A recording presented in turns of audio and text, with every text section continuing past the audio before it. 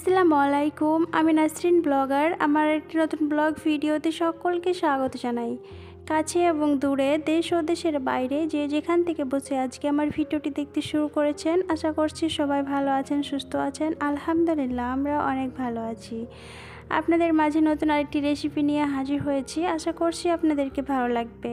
ভালো লাগলে অবশ্যই একটা লাইক দিবেন আর আমার এই ছোট্ট চ্যানেলটিকে সাবস্ক্রাইব করে পাশে থেকে অল অপশানটিকে অন করে রাখবেন, যাতে করে আমার ভিডিও ছাড়া মাত্রই আপনার কাছে নোটিফিকেশন চলে যায় আর আপনি চাইলে আপনার সময় সুযোগ মতো সেই ভিডিওটি দেখে নিতে পারবেন।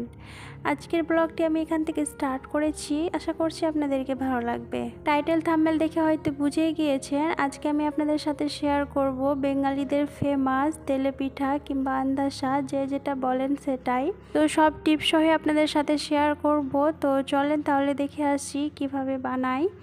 তো এখানে আমি তেলে পিঠা বানানোর জন্য এখানে আমি দিয়ে দিচ্ছি পরিমাণ মতো জল। জলটাকে একটু গরম করে নিচ্ছি। তো এদিকে জলটা গরম হচ্ছে আর এই যে এদিকে আমি একটা প্লেট নিয়ে নিয়েছি। এখানে আমি আটা বের করে নিব। তো এই যে এই আটাগুলো দেখতে পাচ্ছেন, এটা আমি পোলাওয়ের চাল যেটা থাকে, তো সেই চালটাকে আমি পিষে নিয়েছি মিক্সারে। তো পিষে আমি রেখেছিলাম, সকালের দিকে আমি পিষে রেখেছিলাম আর এখন বিকালের টাইমে আমি বানাচ্ছি এটা। তো সকালে টাইমে পিষে রেখে দিয়েছিলাম, তো এখন বানিয়ে নিচ্ছি। আর এই যে এখানে আমি নিয়েছি প্যাকেটের আটাগুলো। তো আমি এই প্যাকেটের চালের আটাটা বেশি নিচ্ছি না, অল্পই নিব। তো এই যে নিয়ে নিচ্ছি।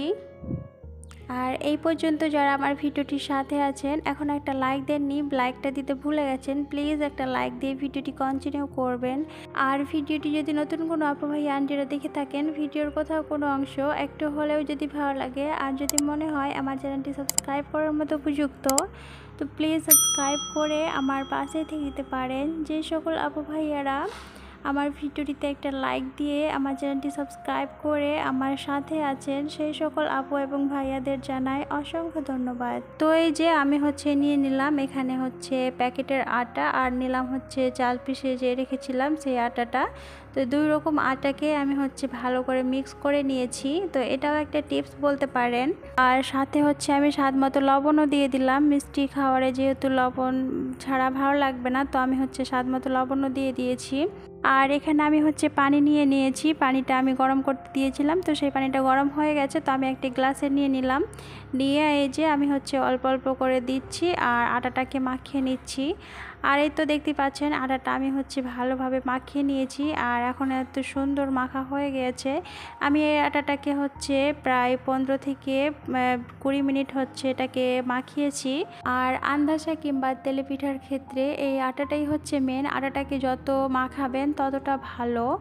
তো আমি অনেকক্ষণ ধরেই মাখালাম, প্রায় 15 থেকে 20 মিনিট পর্যন্ত, সেটা তো আমি বললাম।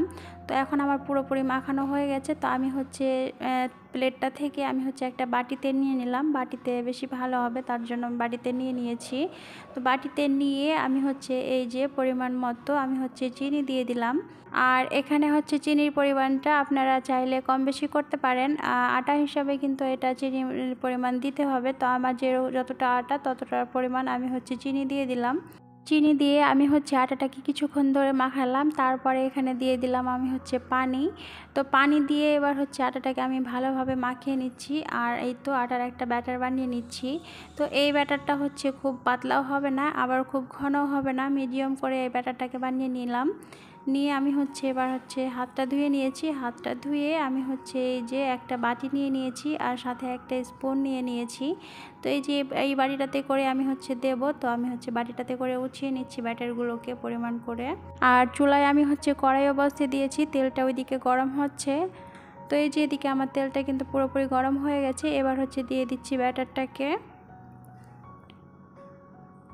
আর এই যে দেখতে পাচ্ছেন দেওয়া মাত্রই কি সুন্দর ফুটছে। আর এই যে দেখতে পাচ্ছেন ভেতর থেকে আটাগুলো বের হচ্ছে, এই আটাটাই মেন বের হওয়ার। আর এখান থেকেই বুঝে নিতে হবে আটার কিন্তু একদম পারফেক্ট হয়েছে তেলে পিঠার আটা। তো এই সাইডটা আমার হয়ে গেছে। এবার আমি উল্টে নিচ্ছি আর একটা সাইডে। আর এই ভিডিওটা ছিল আমার ঈদের পরের দিনের ভিডিও। আমি ঈদের পরের দিন এটা বানিয়েছিলাম। তো ঈদ দিব করে আর দেওয়াই হয়নি, কারণ হচ্ছে ঈদের পরে অনেকগুলো ভিডিও ছিল। তো সেই ভিডিওগুলো দিতে দিতে এই ভিডিওটা কিন্তু অনেক দেরি হয়ে গেল ভিডিওটা দিতে। তো ভাবছিলাম যে দেব না, কিন্তু আবার ভাবলাম যে যখন বানিয়েছি অনেক কষ্ট করে তো দিয়েই দিই।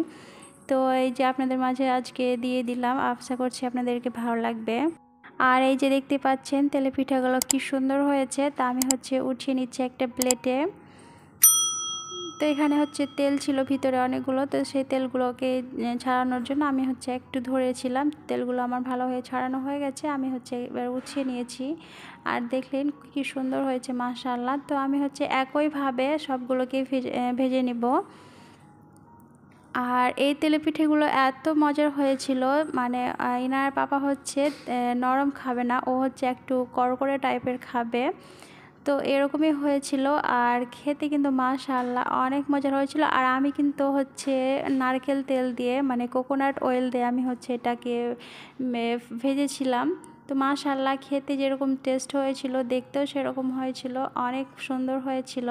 তো এই যে দেখতে পাচ্ছেন আমি হচ্ছে সবগুলোকে ভেজে নিয়েছি, আর আপনাদের সাথে একটু শেয়ার করছি আসলে ভিতরটা কীরকম হয়েছে। তো দেখতেই পাচ্ছেন ভিতরটা কি সুন্দর হয়েছে, সবগুলোই অনেক সুন্দর হয়ে ফুটেছিল। আর এই তো দেখতে পাচ্ছেন ভিতরে একটুও কিন্তু আটা নেই, একবারে সুন্দর হয়ে ফুটেছে। তো এখানে আমি হচ্ছে আমার মেয়ে আর আমি হচ্ছে খাচ্ছি, আর আপনাদের সাথেও বিদায় নিয়ে নিচ্ছি। আজকের মতো ভিডিওটা এই পর্যন্তই। ভালো লাগলে like, comment, share and subscribe করে আমার পাশেই থাকবেন। আল্লাহ হাফেজ, আসসালামু আলাইকুম।